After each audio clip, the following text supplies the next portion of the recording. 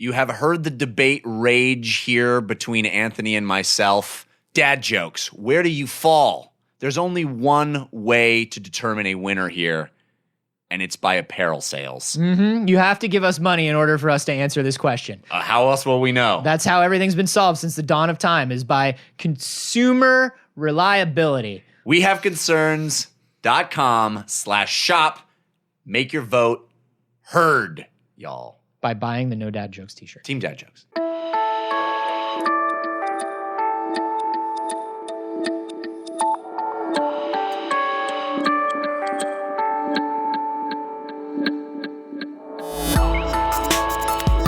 I did a mud run on Sunday. Oh, how was that? It was real fun. It was not as hard as I thought it was going to be. It was fun. It was 20 obstacles over 6 miles.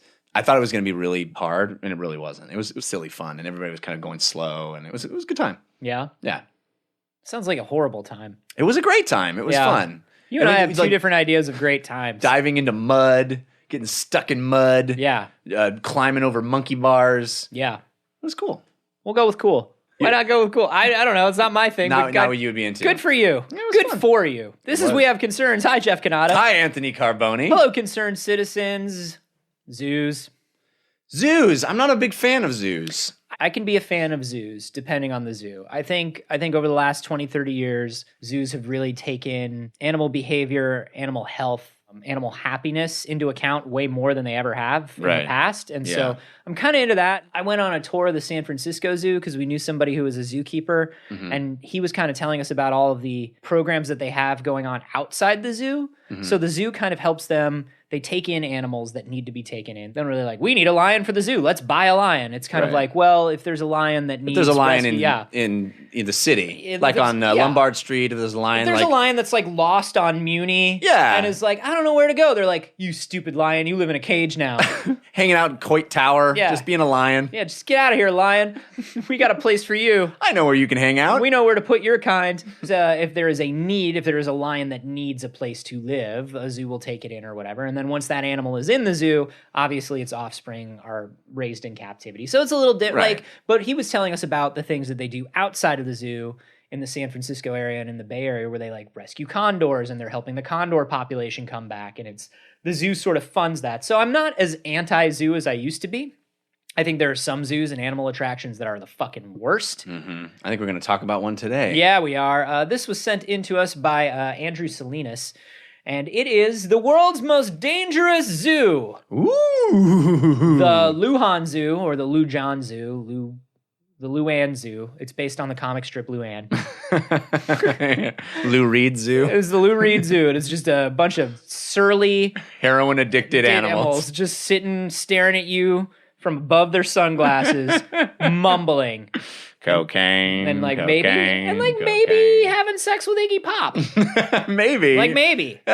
You've heard rumors that those animals have. It's entirely possible that all those animals have had sex with Iggy Pop.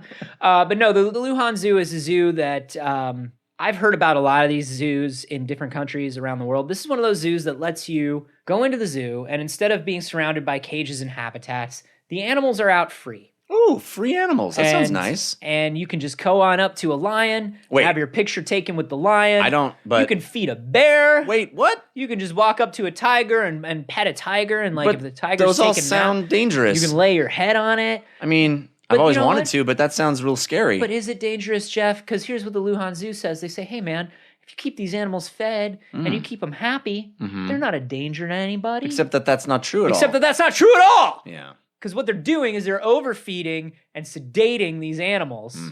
So people can come in and pay $23.50 and get their picture taken with a lion. Yeah, it sounds pretty horrible. My sister has a bunch of pictures of herself in Thailand in one of these things where there's just tigers laying around everywhere, and you can lay around with the tigers, and the tigers are, they're so sweet. And she took all the pictures and she put them up, and she eventually took them down. She took them down, I think, about a week or two later, because she was like, you know what? Initially, I thought it was really cool. And then I started thinking about why the tigers were acting that way. Right. And I was like, oh no, I've really helped to hurt and torture these contributed tigers. to the mistreatment of these beautiful creatures. Yeah. Because, dude, a fucking lion, may tolerate you in its presence, but it certainly doesn't want you getting on its back pretending to ride it to school. No, not unless you're He-Man. No, I mean, then that's really more of like a panther, Yeah. you know? Anything in the mountain, like the mountain lion family. They love being ridden. We're talking not like African lion, Right. but something like a cougar. Yeah. If you come, Puma. Yeah, if you come face to face with a puma, what you're Which supposed I hope to, I do. Which, God, your mouth to God's ears. I Right. hope I run into a puma. What you're supposed to do is put on a backpack, wave at it so it knows that you have to get to school. Right. Then you just jump on the puma. The puma loves taking people to school. That's what pumas are basically made for. Yeah. That's how they evolved. That's what it is. If there were no schools, there would be no pumas. And I mean, there are some people who will say, how would a puma evolve to know what a backpack is and ride you to school if there was an intelligent design? You know? Those people, I think, overestimate that because, natural selection says that people need to get to school to get educated, to continue living, for life to promulgate. And you need pumas to get you to school on time. Because sometimes you wake up, you're real sleepy, you're going to run late. Yeah. But you know who runs faster than you? Pumas. Pumas do. And so that's why you find pumas mostly grow, like the largest population of pumas in the United States, normally near school zones. Clustered around schools. Yeah. Daycares. Mm-hmm. Any place that people need to be on time, really. Just Puma population flourishes. I mean, look it up, idiots. Yeah. I mean, we're not the idiots. They're the idiots. Yeah. I mean, come on, dummies. It's just like science. We don't know anything about pumas. Come on. We know a lot about pumas, and here's what we know about pumas. They love to take kids to school. They do. Parents, put your kid on a puma. If there's one thing you can take away from this episode, stack like 3 or 4 kids on the back of a puma. You can ride that puma all the way to the bank. All the way to the bank. And by bank, we mean school. Don't try to ride them to a bank. No, they're not going to take you to the bank. They will eat you. They fucking hate ATMs. They will eat the shit out of you. They will devour you immediately. If you pull out a checkbook and not a backpack, oh my God. that puma will fucking maul you. That's what you need to know. They love schools and they hate the banking system. Yeah. Ugh. Because they know. Because they know what Bank of America's doing to the lower middle class. They know like a credit union, maybe. Yeah, sure. They'll take you to a credit union, but you want to feed them first. You definitely want to feed them first. You definitely want to feed them first. The best thing to feed them, though, is your small child. Yeah. But in Buenos Aires, you can get right up to tigers and lions and bears. Two Puma garage. Oh, man. I think a lot of people go to the zoo sort of knowing that they can't possibly be like, okay, maybe they're sedating the animals. Maybe something's happening that's not entirely cool. I think a lot of people have at least some knowledge that this can only be done in some sort of unnatural way, right? Whether, they're doing something to the animals. Maybe they think they're trained. Maybe they think they've been raised in captivity. Or maybe they think these animals aren't as dangerous as they were led to believe. Mm-hmm. But then they get in there and they experience it for the day. And all of the Yelp reviews and like TripAdvisor reviews and stuff for this zoo hilarious are just like really sad and hilarious. While the cats seem well trained, I think it is also probably a matter of time until somebody gets hurt. The experience was enjoyable, but I'm shocked at how dangerous and neglected the premises are. Yeah. It's not every day you get the opportunity to touch an adult lion, hold a cub, and feed milk to a young tiger. However, some of life's opportunities come at a potential price, a gimmick which seemed to be at the expense of animal welfare. Yeah, no shit, Sherlock. Yeah, no Dodoiki. I'm bringing Dodoiki back for no this. Dodoiki. This is awful, and I think we can pretty much roundly condemn it. Why do people want to do this? I guess it's the novelty of being up close to something that you shouldn't be up close to. There are a lot of things where I know that it is a bad idea, but I want to do it anyway because I am selfish and it is part of what I want in my life. Right. I'm only here once, bro, and if I want my picture with a fucking lion to put on Facebook or a tiger on Tinder, it's usually a guy with a tiger on Tinder. Yeah. Sedate that lion. Make it happen. Sedate it. That's fine, as long as I get my picture. I hope I get in and I get my picture because the zoo is already operating and there's nothing I can do about it. The evil is being done. Right. I'm going to go in and take my picture, but hopefully what's my $25 going to do? Yeah. Hopefully somebody will stop this zoo at some Eventually. point. Yeah, I hope I'm not going to continue running just on my $25, so it's a drop in the bucket. Yeah, what I'm going to do is I'm going to get my picture, and then I hope you guys get what you deserve. Right. But I have my picture. But I just so we're clear, I took a number already. and I'm like third. So if we could just, can you imagine the experience, like walking up and taking this picture? It's like, all right, young man, like here you go. Are you ready to take your picture taken with the lion? Oh, it's so exciting! What's wrong with the lion? He's drooling. Why is he drooling? The lion was up late last night. Oh. And it's just a little sleepy. Why don't you go ahead and... My daddy drools sometimes when he's up late, too. Yeah, right? I know how that is. So why don't you get up on top of this lion? Yay! And you can take a picture. Can I tug on his mane? Look, he's not doing anything. Why is the lion injecting... What are you injecting him with? Well, the lion's... We're not injecting the lion with anything. We gave the lion his first injection free and then told him if he wanted future injections, we would make them available to him. That lion is... Is that lion on the H train? Timmy, you're a little overeducated. Daddy has some issues. My daddy's Iggy Pop. My name is Timmy Pop. And my mommy's Lou Reed. It's weird. It's a weird thing. I was made in a lab. People pay to get their pictures taken with me. I've come to free this lion because I understand its plight. I don't think I'm gonna ride it to school.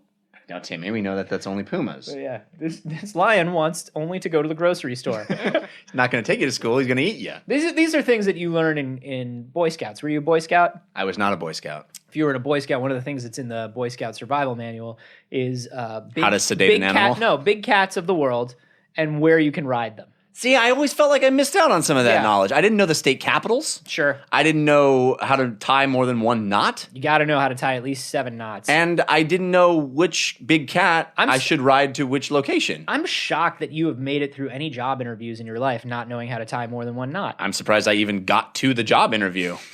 I mean, how else do you get there but riding a big cat? And of course, for those of you who are wondering, who are just getting out of college and don't have a lot of experience in the real world yet, it's going to be a Black Panther that you ride to a job interview. Obviously. I mean, I picked that up from the streets. But you know what's helpful is tying a good knot around the back of a Black Panther. What kind of knot? I don't. You only know one, don't you? I only know one, and it's a bow. It's just a bow. That's the only one I know. Have you ever done anything in another country? Have you ever done any of that sort of... This isn't really disaster tourism or anything like that, but have you ever done that sort of... Gone to a country where, I don't know, we're just so much better off than they are that you can do these things that you shouldn't be able to do? We went to the Dominican and did a tour that probably wouldn't have passed U.S. safety code. At one point, we were on a bus that drove down a very narrow street, and it slammed into the side of the wall and tore a street light off of a lamp, and it slammed into the side of the bus that we were in and shattered. And we drove by. We were driving by. And it just kept going? Just kept going. Didn't stop. We drove by a cockfighting ring that was active, and people were participating. Whoa. Yeah. Did you stop? No. Did you stop? You have to tell me if you're a cop. I'm not a cop anymore. Okay, good. There are some people who would say that I never was. Right, but those people are just kind of short-sighted. Those people don't love our city the way I love our city. Right. If they would use the term vigilante, I think that's unfair because you never operated outside the law. Never. I think we all know that impersonating an officer of law isn't a crime. No, not anymore. No. Not for me. Not for you. Listen, that was a fantastic outfit you would wear. I mean, it was spot on. It was a lady's sexy cop Halloween costume because that's all they had at the store. Right, but still, it fit you like a glove. Thank you. And I felt, you know what, man? Can I tell you this because we're friends? Yeah, absolutely. It felt right. I think it looked right. Thank you. And it's a shame that you're not legally allowed to wear that anymore. Sure. I think so. I think the badge could have used some work. It didn't look completely real. That was my Archie Fun Club button. Good on you for just figuring out what to use. But I just think it could have been a little less flimsy and more realistic looking. I think the main problem they had with it was that I killed a lot of innocent people. You think that was what it was? I don't know. It was either that or the Fun Club button. Based on actual cops, I think that's probably not the biggest issue that they had. Yeah, it was probably the Fun Club button. The Fun Club button. Because I killed way fewer people than a lot of the cops that were out there. I've never really been anywhere where there's that much economic disparity between us and them. Yeah. Not because I'm never going to those places. The opportunity has never afforded itself. Right. So I've been to like places in Europe and stuff like that. So I've been on the poorer end. I've never been on the richer end of it. But I don't know, man. I feel like there are a lot of these things, a lot of these places where people go specifically because the laws are a little more lax than they are wherever you come from. Sure. The exchange rate is super favorable. Yeah. And you get to do things that are maybe like slightly ethical gray area. Let me ask you this question. This is kind of only tangentially related. Now that we've opened up trade relations to Cuba, are you curious about visiting Cuba?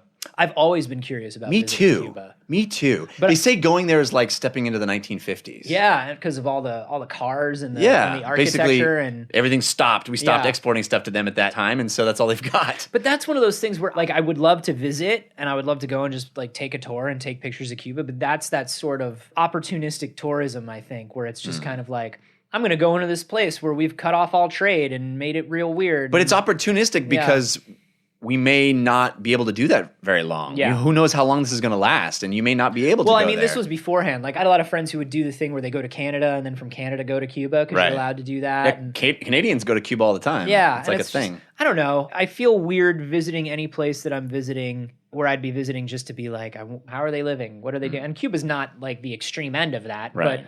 But, I have friends that have gone to, places in South America and places in Africa and things like that where they're really Right. just kind of like, they're going around and they're taking pictures of just like Squalor. and they're just like, oh, look, it's sad and I'm being a humanitarian artist. And it's like, dude, I've seen pictures of the squalor.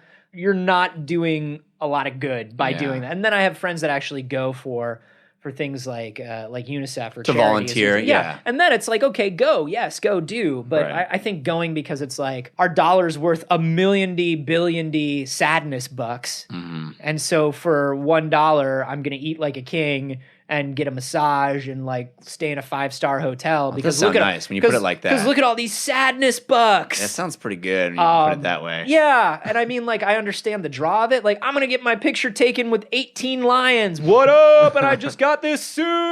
Sadness bucks. Yeah. I get it. Right. But at the same time, I'm like, wow, this is awful. It's awful that we are able to do that. Right. It's awful that I can go to a zoo where people are sedating lions for my pleasure. You know what I Yeah. mean? It's like, these guys are coming from this other country and they want to get their picture taken with 37 tigers. Well, cool. Let's just shoot up the tigers with drugs Yeah, and exactly. overfeed them And charge them $7 US. and charge them 800 sadness bucks. Yeah. That's like 38 cents. I'm ready. Yeah. Yeah. And obviously, like Buenos Aires is not a place like that. Like Argentina is not a terrible off place. For sure. But Sounds like that's the one of zoo is. It sounds like the zoo is definitely one of those places where they are taking advantage of laws that are more lax than they are in other places. That kind of stuff makes me feel a little weird. It falls on the spectrum of just because we can doesn't mean we should. Exactly. Yeah. And there are some things where like when I went to Iceland and you go to a park here in the United States or you go to a monument here in the United States and one of the things is like there are handrails everywhere and signs everywhere and Yeah. people guiding you around. And one of the nice things about Iceland was like you can walk around anywhere in Iceland. Mm-hmm. Like if you go to a waterfall, you can climb up the waterfall, and if you fall, It's on you. It's on you, dog. Yeah, You yeah. know, and so that sort of thing, like I really like. I like going to a place that's a little more lax about their environment, where the rules kind of let me explore a little bit more. Yeah. But I don't know, dude. Like a place where it's like, I got 18 shots for 37 cents, and they let me bring the lion. yeah. The lion got up on the bar and started dancing. Dude, you know who was able to ride the electric bull? The lion! Lion went full 8 seconds, dog. That fucking lion can ride. That I had lion's no a idea. rodeo king. It's the claws. He can just dig them in, and then he stays on. And you should see all the ribs he ate. It cost us a fortune in ribs. Didn't cost us a fortune in bucks.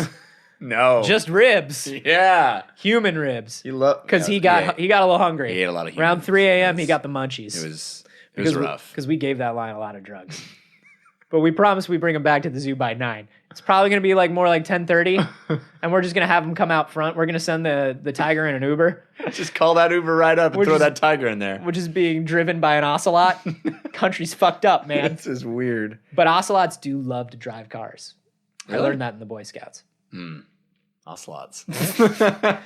Have you guys ever been anywhere where you've been able to do this sort of tourism? Would you go to one of these parks, even if you knew that the animals were kind of being sedated? Like, is it worth that goal of like that picture of you, like with a fucking pride of lions? Like, that's kind of a dope picture. I kind of see why people do it. I mean, is there anything to learn being up close to an animal like that you couldn't learn in a book? Or what it takes to make a lion OD. That's what you learn being up close. Yeah. I don't think I would respect anybody that'd be like, "Oh, I want to do this." I don't know. I think it's fucked up. I really do. What's the weirdest, most fucked up thing you guys have ever done on a trip? That's what I want to know. You can send that to us on Twitter. I'm at Jeff Canada. I'm at acarboni, and you can tag those with the hashtag ride to school. Yeah. And hey, if you're enjoying the show, we're entirely listener supported. I don't know if you knew that. I don't know if we've said that before. Have we said that before? We should say that more. Okay, we're going to say it. We're entirely listener supported. That's why you don't hear any advertisements or anything. If you want to support the show, help us continue on, and also get your episodes early, get extra bonus content, and a lot more goodies, head to patreon.com/weaveconcerns.